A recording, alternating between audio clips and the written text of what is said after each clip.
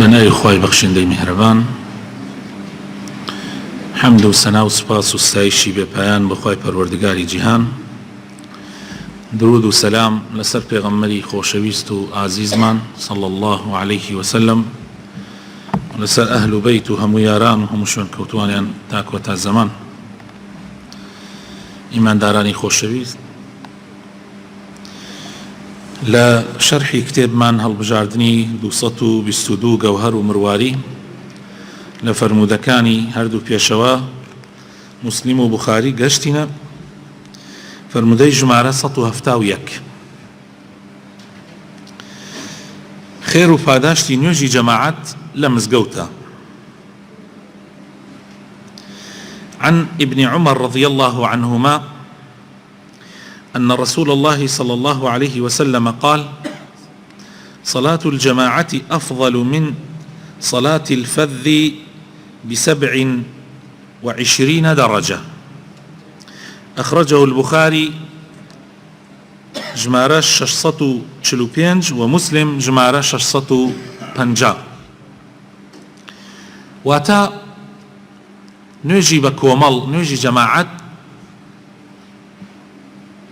پێغەمبەر صلی الله عليه وسلم ئەفەرمێ باشترە لە نوێژی تەنیایی، لە نوێژێک کە بە تەنیا لە ماڵا بیکەی یان لە دوکانەکەتا بیکەی یان لە دائیرەکەتا بیکەی، لە هەر شوێنێکا بیکەی، بە ئەندازەی 27 قات، یعنی نوێژی جەماعەتی مزگەوت. یا لێرە باسی مزگەوتەکە ناکات، یعنی ئەتوانی بڵێ نوێژی جەماعەت، بەڵام لە حەدیثی ترا باسی مزگەوتەکە ئەکات،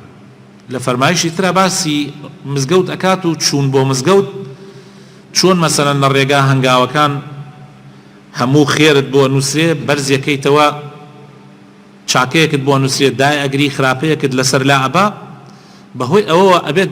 بە 27 قات. یان لەو ڕیوایەتە کە باسیەکەم کە باسی مزگەوتەکە ئەڵێ 25، یعنی بینی 25 و 27. دیارە خۆشەویستەکانم، نوێژی بە کۆمەڵ فەواید و سوودەکانی زۆرن، بۆیە زانایانمان لەوەیە ئایا نوێژی بە کۆمەڵ لە مزگەوتە واجبە یان سنەتی مؤکدەیە، خلافیان هەیە. و واجبوونەکەش لێرە مەقسەد ئەوە نییە کە ئەگەر لە مزگەوت نەیکەی لە ماڵان نابێ و نوێژەکە دروست نییە. ئەمەیان کەس نەیوتووە ئیلا تەنها ئەوە نەبێ. ئێمە ڕیوایەتێکمان هەیە وەکو مەرفوع نییە بۆ پێغەمبەری خوا صلی الله عليه وسلم کەوا لا صلاة لجار المسجد إلا في المسجد، کەوا هەر کەسێک دراوسەی مزگەوت بێ نوێژەکەی دروست نییە ئیلا لە مزگەوتانە بێت. طبعا دیارە بەتەکید مەبەستی لاکە لەیرە ئەوە نییە هەر نوێژەکەی دروست نییە، مەقسەد ئەوەیە کە نوێژەکەی ئەو نوێژە کاملە نییە، مادام ماڵی نزیکی مزگەوتە و دراوسەی مزگەوتە و هیچ عزری و بیانوویەکی نییە، لە ڕاستیە ئەو نوێژەیەکی کامل نییە کە لە ماڵی کا و نایە لە مزگەوت بیکە، نوێژێکی کامل نییە. مهم ئەوەیە نوێژی جەماعەت ئەمر پێکراوە و شتێکە لە ئیسلامە بەڕاستی مەرغوبە و لەبەر فەوائیدەکانیشی. بەسیطترین فەوائیدەکانی یان کەمترین فائیدەکانی ئەوەیە مسلمانان 5 فەرزە ئاگایان لە یەکە، 5 فەرزە ئاگایان لە یەکە، یعنی ئەمە بۆ دنیایش، هەر بۆ دنیایش 5 فەرزە ئەو خەڵکە یەک ئەبینێ، ئەو خەڵکە ئەحواڵ یەک ئەزانێ، مردن و نەخۆشی و هەموو ئەو حاڵ و بارانە هەمووی ئاگامان لە یەکە بێ. فەقیر و هەژار دەرئەکەون، یعنی ئێستا لە مزگەوتە ئێمە هەمومان ئەزانین کێ فەقیرە کێ دەوڵەمەندە. ئەمەش زۆر گرنگە، سبەی بۆ زەکات، سبەی بۆ سەرفترە، سبەی بۆ یارمەتیدان و هاوکاریکردنی یەکتری زۆر گرنگە. مسلمانێک نەخۆشە ئێمە هەمومان ئەزانین کە نایە بۆ مزگەوت، پرسیاریەکەین ئەوە باشە لەکوێ، ئەڵێن نەخۆشە. ئەی دە باشە با بەیەکۆ بچین سەری لێ بدەین، کە ئەچی سەری لێ ئەدەی لە ماڵەوە تەماشا ئەەکەی مەسەلەن حاڵی خراپە لە ماڵی، مەسەلەن فەقیرە ناتوانێت بڕاتە دکتۆر، مەسەلەن ناتوان ئەم جا هاوکاری بۆ کۆکرێتەوە بۆ ئەوەی بەیەکەوە بتوانین بیبین بۆ دکتۆر. یعنی ئەمە هەمووی لەوە فەوائیدەکانی نوێژی جەماعەتن لەسەرەوەی ئەمانە تۆزێک ئەوەیە کە نوێژی جەماعەت ئەبێتە مایەی تەبایی نێوانی مسلمانان یعنی دوو مسلمان لەگەڵ یەکا بەینیان تەواو نییە لە مزگەوتە ئەوەنە یەک ئەبینن ئەوەنە نزیک یەکە بنەوە ئیتر بەرەبەرە تەبایی دروستە بێ ئەگەر مسلمانانیش پێیان بزانن دوان قسەیان بەیەکەوە نییە نزیکیانەکەنەوەنە ئەکەونە بین ئاشتەوایی دروستەکەن لە نێوانیانە یعنی بە کوردیەکەی و بە کورتیەکەی ئەمەنە فائیدەی زۆرە نازانی چی باسکەین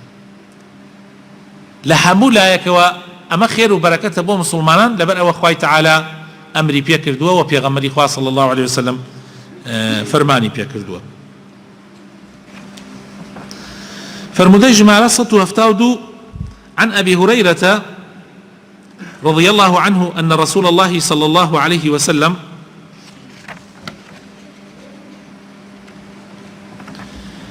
والله ليلة حديثك من براندوه هلا طبعا كش هو يسخن بيزارم لا هفتاويك ويكسر شيء هفتاو سي إن شاء الله لطبع إذا هاتوا أو حديثات إنه شيني خوي هو معلومات يعني عن أبي هريرة رضي الله عنه أن رسول الله صلى الله عليه وسلم قال لو يعلم الناس ما في النداء والصف الأول ثم لم يجدوا إلا أن يستهموا عليه لاستهموا عليه ولو يعلمون ما في التهجير لاستبقوا إليه ولو يعلمون ما في العتمة والصبح لأتوهما ولو حبوا إمام بخاري جمارة 615 و ئیمامی مسلم لە ژمارە 437 واتە ئەگەر خەڵکی ئەیانزانی چی خێر و پاداشتێک لە بانگدان هەیە و لە ریزی یەکەما هەیە لە نوێژە یعنی ئەگەر خەڵکی بیانزانایە لە بانگدان چەندێ خێر و پاداشتی هەیە و ئەگەر بیانزانایە ریزی یەکەم چەندێ وە پێشترە لە خێرا تا ریزی دووەم و تا ریزی سێم ئەوە ئەگەر هیچ ڕێگایەکیان نەبوایە بۆ بەدەستهێنانی بانگدانەکە یان بۆ بەدەستهێنانی ریزی یەکەم جگە لە تیر و پشتکردن تیر و پشتیان بۆ یەکرد و ئەگەر ئەزانن چی خێر و پاداشتێک لە زوو هاتن بۆ مزگەوت لە زوو هاتن بۆ مزگەوت چی خێر و پاداشتێکی تایە وەڵڵاهی پێشبێڕکێتان نەکردبووی پێغەمبەر فەرمێ صلی الله علیه وسلم بەس بەداخەوە ئێوە نازانن چی ئەجر و پاداشتێکیە و ئەگەر ئەزانن چی خێر و پاداشتێک لە نوێژی بەیانیان و نوێژی عیشای مزگەوتا هەیە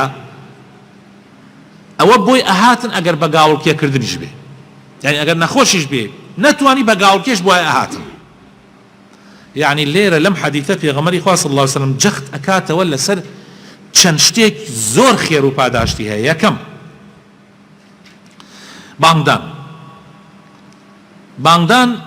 لەبەر ئەوەی تۆ ئەجر و پاداشتی هەموو ئەو کەسانت بەرەکەوێت کە بەهۆی بانگەکەی تۆ نوێژەکەم و هەرچەنی ئەو بانگە بڕۆ لە دار و بەرد و ئینس و جن هەمووی شایەتیت بۆدا لە ڕۆژی قیامەت و بانگدەران لە ڕۆژی قیامەتە ملیان لە هەموو خەڵکی بەرزترە ئەجرەکەی زۆر زۆر گەورەیە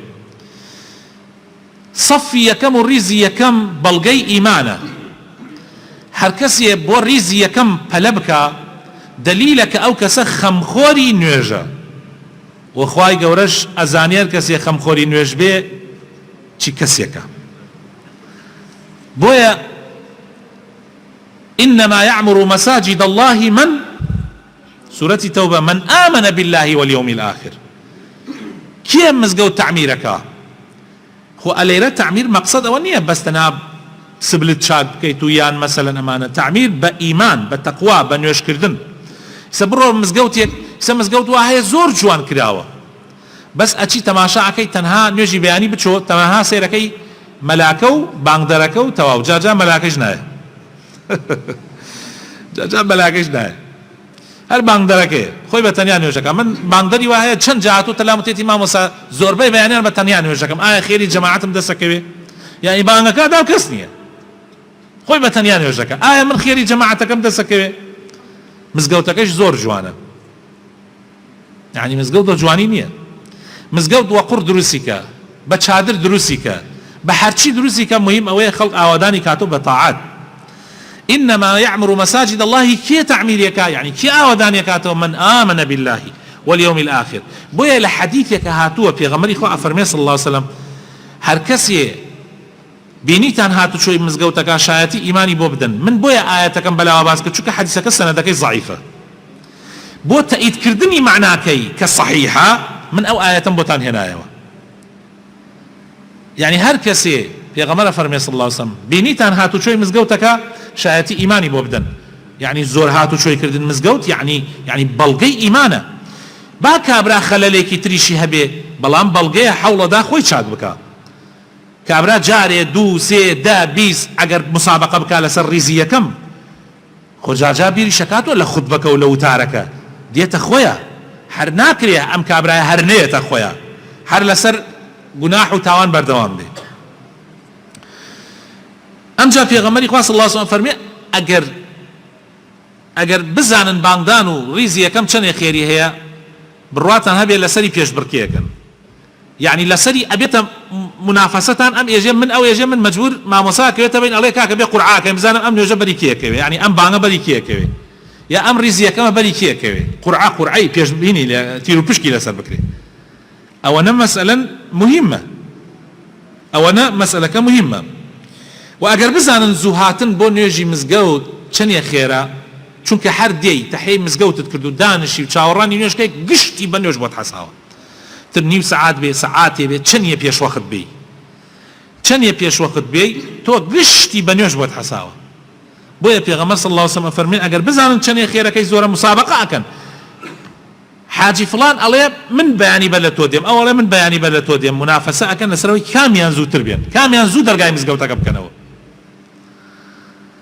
واگر بزانن نيجي عشاو نيجي بيانيان اجركي چند قوريا طبعا كمترين أجري أولا للنفاق دور تقاتوا هر كسي آمادي نوجي بياني ببي ونوجي عشاء ببي لمزقود بلغية كأو كسا منافقنية دورونية بويا بيغمبر صلى الله عليه وسلم فرمين أقر بزعن چي خيريك ياتيا أقر بقاو قول كيش بي خوتانا قينا نوجي مزقوتا فرمودي 174 لكتابك بلام وثمان فرموديك مع النقصان لو بينا أكا 173 عن أبي هريرة رضي الله عنه قال رسول الله صلى الله عليه وسلم ليس صلاة أثقل على المنافقين من صلاة الفجر والعشاء ولو يعلمون ما فيهما لأتوهما ولو حبوا. إمام بخاري جمارة 650 وإمام مسلم جمارة 651 أم حديثة أجرنوا يغمر فرمي صلى الله عليه وسلم قرسترين نيوج لسر منافقين ودروكان نيوجي بيانيانا ونيوجي عشايا اگر زانن چی خیری که بخوا قاقول که انا کردو اهاتن بو مزگود بس بداخوا خلق بو میوانی گشت من پلاکین همو من پلاکین میوانەکە لە لامان لە نوێژەکە مهمترە جارجار پرشەبارانێک ئەبارێ پرشەبارانێک ئێواران بە لە مەغریب پرشەبارانێک ئەبارێ تەماشا کە مزگەوتەکان هەموو سیارە وەستاوە قەرەباڵخە ئەوێ بەحرا بۆچی قەرەباڵخیە دروستەکەن بەس لەبەر نوێژە عیشاکە قتکەن یعنی بیهێنینە لای مەغریبەوە بۆی زوو نانیان خۆ ڕاکەن بۆ میوانی نەک بڕۆن عیبادەت بکەن هۆی جاران ئەگەر جەمعیان کردبێ کەلیمەی ئەگەرەکە وەربگرن چونکە بە تەئکید نەبووە بەس ئەگەر جەمعیانیش کردبێ بۆ ئەوە جەمعیان کردووە تاوەکو زوو بخەون بەیانی هەڵسن بۆ شەو هەڵسن بۆ شەو نوێژی عیشا و مەغریبیان بۆیە جەمع کردووە تا هەڵسن بۆ شەو نوێژی تا بنوێژی بەیانی زووتر هینکەن بەڵام نەوەک نوێژەکە نەیەن بۆ مزگەوت ڕاکەن بڕۆن بۆ میوانی تا سعات 12 شەو لا حول ولا قوة إلا بالله. أود دليل إيمان ضعيف إيمانا دليل أويا كإيمان من ضعيف يعني تصور كان شواني قدر يحدوان زخو دي بو شواني قدر اشتهال بازارة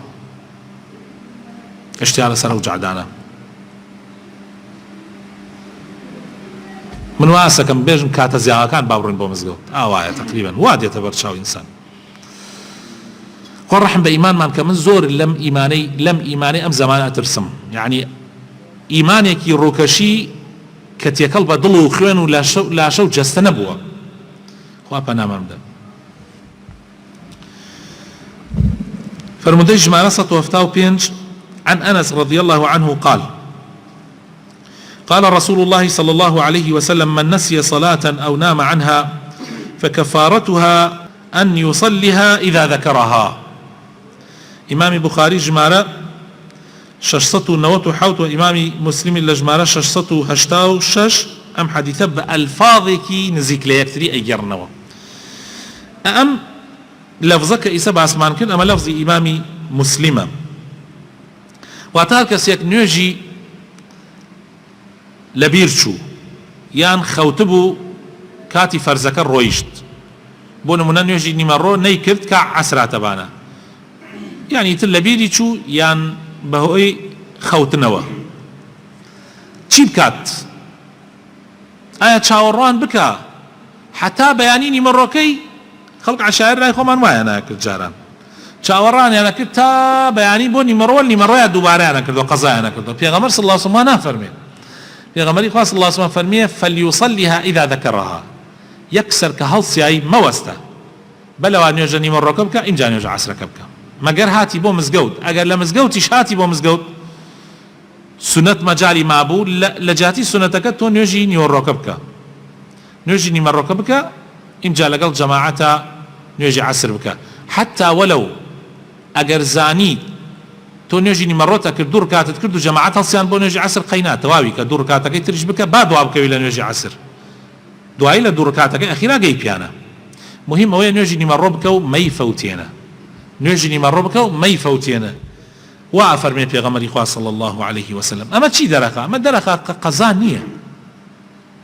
ئەم حەدیثە ئەوە دەرەخا کە قەزا نییە بەو معنایە، قەزا بەو معنایە تو بڵێ وەڵا دەی نوێژ ناکەم ئیسا عەسر خوا کەریمە دوای لە عیشای گەڕمەوە لێ عیشا شتیوان نییە، لە دینە شتیوان نییە. ئەوانەیشی کە ئەڵێن هەنێک کەس ئەڵێن نوێژ قەزا دروستە، یعنی مەسەلەن تۆ کەیفی خۆت نوێژ بفەوتێنی و دوای بیکەیتەوە. ئەبێ ئینسان ئاگای لە خۆی بێ نوێژ بە عەمدەن بە هیچ شێوازێک مەجالی تیا نییە بفەوتێت و نابێ کەم تەرخەمی تیا بکەیت. بەڵام ئەگەر لە بیر چوو، بەڵام ئەگەر خەوتو بوویت و نەهاتیتە خەبەران، نەک تەمەڵی نەهاتیتە خەبەران، ئەوە لەو حاڵەتە تو هەر کاتیاتیتە خەبەرە ئەیکەیتەوە و دوای ناخەی نەوەک بمری و نوێژێکت فەوتان دەبێ. لەبەر ئەوە خۆشەویستەکان ئەبێ ئاگامان لە خۆمان بێ کە نوێژ مەجالی تیان نییە بڵێ وەڵا بە قەزای دەمەوە. خوای تەعالا لە قورئانی پیرۆزە ئەفەرمێ إن الصلاة كانت على المؤمنين كتابا موقوتا. ئەفەرمێ نوێژ لەسەر ئیمانداران كتابا يعني فرضا، موقوتة يعني كاتي بو دياري كراوة، كاتي يكمي كاتي كوتاي. أما معنايتي يعني بكرديكي تفسيري أو آياتا أويا يعني خواي تعالى نوجي لسر إيمان داران فرز كردوه بكاتيريكي دياري كراو، أولي شيء وآخري شيء. أولي لساعاتي دوانزو دقائق دسي بيكا أما نوجني مرو يعني إستاه مثلا، آخركي لساعاتي سيو سيويك دقا كوتاي بيدي. يعني تو اگر لدواي سيو سيويك دقا بيكي كاتي خوينيا، تو اگر بر لدوانزو يك دقا بيكي كاتي خويتي، تو اگر بلي قيتشيكا معناه وايا نوش كاتي نموتو معناه كاتي نما. تو اگر بلي كاكا من ساعات يانزاي كم سم كاتا دياري كردنا بوشي، تو اگر بلي كاكا كيف خوما دواي من لدواي عشاي كم يعني معناه وايا نوش كاتي نموتو. اما مخالفي آيته مخالفي قرآن لبن أودتو أبي لو بين بيكي مجر لدو عذر بس عذري لبيرشونوا عذري بآقاي يعني خوتن بهوشي أمانة أجيناهيج عذري كيتر ناخواتو بو أو كساني كان نجان لسر فرزا من باس أوناكم منال من باس أوناكم آفرد لعذري شرعيا به من باس أوناكم شيت عقلي لشون خويانا ما به من باس أوانا ناكم من باس كسيكا كم وكو منو تو فرزا لسري نيوش بكا نوێژەکە ئەبێ لە کاتی خۆیان بکە و نابێت دوای بخا ئیلا بە دوو عوزر، عوزری لە بیرچوونەوە و عوزری بێهۆشی و بێئاگایی.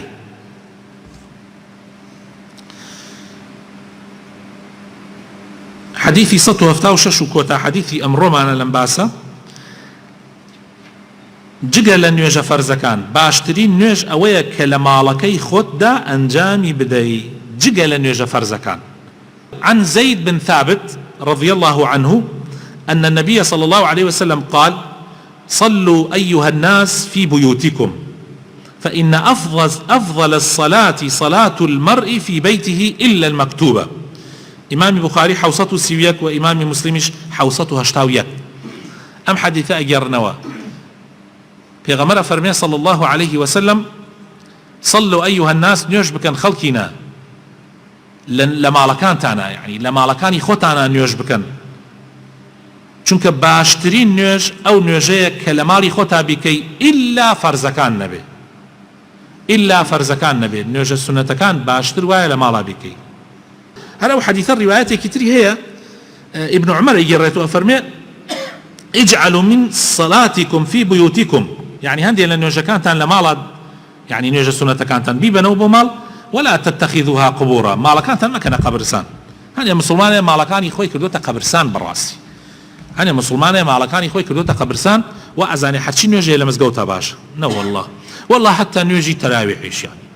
أجر إنسان بزاني وجواني تواني خوي مالو منالكي بيكا والله دستي خوش بلا مالا بيكا باش حتى نيوجي تراويحيش فرزكت كل برو مال نيوجا تراويحك بس أجر بيكي يا ربي أواني والا دوان نيوجي عشاء الرونو بو أو بتشنو من ألم يا ربي قوسقايا بتشنو لمالا بيكا والجماعات والمنالكان هنا بس أترسم برونيكن أترسم بجن بازار ساعات دوي شو سي شو دينو مزقوت امجدواجه ليلة القدر مقرتوها نالي من ليلة الناو بازار مقرتوها لا نالي من ليلة البانجع دكان مقرتوها أواية الخلق كوايا بتايبت إمام شواني كي زور مبارك حيفا كاتا كان من ببلاش وب أملا ولا بردا وكرم خوي تعالى إصلاح من كهداية من دنور إمام خاطر الله كان من ويا ربي خوي بخاتنا وجوانا كان يخوض بلا مصيبتي أم دنيا لفتنا وآجا وكان أم دنيا بدور من بقرأ سبحان ربك رب العزة عما يصفون وسلام على المرسلين والحمد لله رب العالمين.